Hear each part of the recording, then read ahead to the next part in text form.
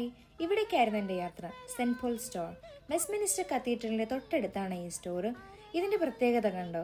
ഇവിടെ നമുക്ക് എല്ലാ തരത്തിലുള്ള രൂപങ്ങളും കിട്ടും. അതായത് ഫോട്ടോ ഫ്രെയിം ആയിട്ടാണെങ്കിലോ അതല്ലെങ്കിൽ സ്റ്റാച്ചു രൂപത്തിലുള്ള രൂപങ്ങളും അവൈലബിൾ ആണ്. കണ്ടോ, കുരിശുകൾ തന്നെ പല രീതിയിൽ.